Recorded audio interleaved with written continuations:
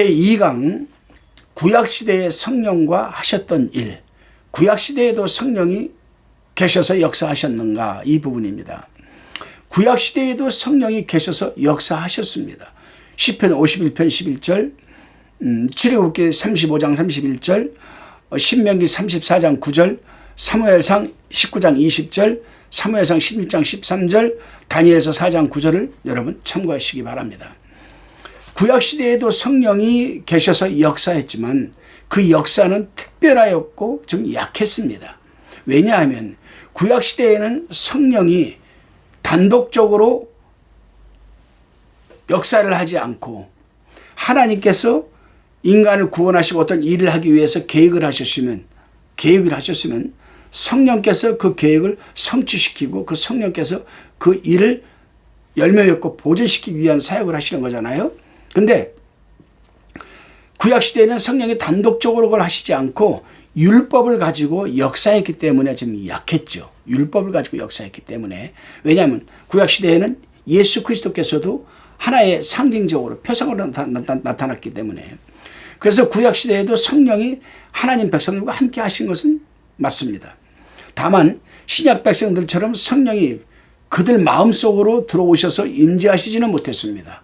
혹 하나님의 뜻에 따라서 특별한 사람에게 임재했더라도 그 사람이 범죄하거나 반복적으로 불순종하면 성령이 그 사람에게서 떠나시기도 했습니다. 바로 사울이 그 대표적인 사례입니다. 그래서 구약시대에는 성령이라고 부르지 않고 하나님의 신, 하나님의 영, 이렇게 그들은 불렀습니다. 중요한 것은 구약시대에 하나님께서 특별한 시기에 특별한 일을 위해서 특별한 사람에게 기름을 부어서 하나님의 뜻을 감당하게 하셨다는 겁니다. 이 과정에서 특별한 시기에 특별한 일을 위해서 특별한 사람을 선택해서 하나님이 쓰시고자 할 때는 여러분, 이 하나님의 신이 개입을 했어요. 이 과정에 이제 기름을 붓는다는 뜻인데 성령을 얘기하는 것이죠. 그러니까 성령이 신약시대처럼 보편적으로 임하시지는 않았습니다. 지금 우리 신약시대에 살고 있는 우리는 예수 그리스도를 나의 구주로 영접하는 그 순간 성령은 우리 속에 들어오셔서 내주하시잖아요. 그때부터 우리와 성령과는 1대1의 관계로서 여러분 늘 어떤 상황에서 시분초마다 우리하고 커뮤니케이션, 즉 교통하기를 원하십니다. 신약시대에는 성령이 내주하시면 떠나지를 않습니다. 그러나 구약시대에서는 성령의 내주하심이 선택적이고 일시적이었습니다. 예를 들어 봅시다 한번. 이 성령은 여호수아와 다윗 그리고 사울과 같은 구약 성령의 인물들에게 특별한 시기에 특별한 일을 맡기 위해서 임하셨던 것 아니겠습니까? 그렇지만은 여러분 여호수아와는 계속 하나님 일을 하셨고 다윗도 계속 일을 했지만은 사울은 끝내 성령이 하나님의 신이 떠나고 말았습니다.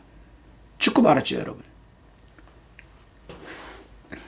또 사사시대에서는 하나님께서 핍박당하는 이스라엘 백성을 구원하기 위해서 하나님께서 특별한 사사들을 세워서 그들에게 기름을 부어서 성령이 임하신 것을 우리는 볼 수가 있습니다. 이 모든 것은 특별한 시기에 특별한 일을 위해서 특별한 사람에게 하나님의 신, 즉 성령을 부어주신 겁니다, 여러분. 따라서 구약시대의 성령의 내주하심은 그 사람들을 향한 하나님의 은혜를 상징하는 표적이었습니다. 다윗의 경우가 그렇죠. 또 하나님의 은혜가 그들을 떠나면 성령 또한 하나님의 신 또한 그들을 떠났습니다. 바로 사무엘상 16장 14절에 기록된 사울의 경우가 그렇습니다. 마지막으로 사람에게 성령이 임한다는 것이 꼭 그 사람에게 영적인 상태에 있음을 의미하는 건 아닙니다. 오늘날도 그렇잖아요. 우리가 한번 생각해 보십시오. 자, 성령 충만한, 내가 예수 그리스도를 영접했습니다. 제가 그 성령이 들어오셔서 내주하시고 계세요. 그때부터 저는 성령과의 교통을 하면서 성령 충만한 삶을 삽니다. 그러면 나는 성령 충만한 영적인 상태에 있는 것이죠. 그러나 구약시대에는 그렇지 않았어요. 어떤 특별한 사람에게 성령이 임한다는 것이 꼭 그 사람이 영적인 상태에 있는 것, 성령 충만을 의미하는 것은 아닙니다. 예를 들면 사울이 그랬습니다. 삼손이 그랬습니다. 그 밖에 여러 사사들이 그랬습니다. 그들은 쓰임받은 그 순간만 하나님의 신이 임했던 것이지, 그 사람들이 불순종하고 하나님의 말씀에 불순종하고 성령 충만한 모습이 아닐 때는 하나님의 신은 떠났던 거죠. 그래서 신약시대에는 성령이 믿는 자에게만 임하시고, 구약시대에는 믿지 않아도 하나님께서 특별히 저놈은 제가 써야 되겠다, 저 사람을, 그러면 하나님의 신을 임하게 하시는 거지만은 신약시대에는 성령이 그런 자에게는 임하시지 않죠. 지금 신약시대에 살고 있는 우리에게는 예수 그리스도를 나의 구주로, 나의 죄사며 나에게 나의 죄를 대신 짊어지시고 죄사함의 은총과 구속의 은혜를 베풀어 주신 예수 그리스도를 나의 구주로 믿는 사람에게만 성령이 임하셔서 내주하시는 겁니다. 또 영원히 내주하시는 반면에 신약시대에는, 구약성경에서는 성령이 사람이 영적 상태와는 상관이 없이 특별한 일을 위해 특정한 인물에게 임하셨다고 그랬잖아요. 따라서 하나님께서 맡기신 일이 끝나면 성령도 그 사람부터 떠난 것으로 구약성경은 기록하고 있습니다. 여러분, 이해가 되셨습니까? 그러니까 제2강은 딱 한 줄로 요약을 해보면은, 구약시대에도 하나님의 신, 즉 성령은 있었다, 계셨다, 존재하셨다. 그러나 하나님께서 특별한 시기에 특별한 사람을 통해 특별한 일을 위해서 특별한 사람을 세워서 쓰시고자 할 때는 기름을 부어서 하나님의 신을 부어주셨다. 그리고 그 일이 끝나면은 하나님의 신은 떠나셨다. 그런데 지속적으로 계속 하나님의 이 사명을 감당하는 사람들에게는 하나님의 신이 계속 실적으로 임했지만은, 그 일이 딱 끝나고 나서 그 사람이 타락을 하거나 불순종하거나 교만하게 되면 하나님의 신은 떠났다. 그 대표적인 케이스가 사울이었다, 삼손이었다, 여러 사람들이 또 있다. 이렇게만 이해를 하면 됩니다. 제3강, 예수님 탄생으로부터 오순절날 성령이 오시기 전까지 성령의 역사를 살펴봅니다. 그러니까 예수님이 탄생하시고 오순절날 성령이 오시기 전까지의 성령의 역사입니다. 예수님께서 탄생하신 후부터 오순절까지도 성령은 계셔서 역사하셨습니다. 뭔 말입니까, 여러분? 성령은 오순절날 분명히 오셨는데, 마가다락방에서 오순절날 기도할 때에 불이 혀 같은 것이 갈라지면서 각 사람에게 임해서 성령이 오셨는데, 오순절 전에도 성령이 계셨다? 예, 계셨습니다, 여러분.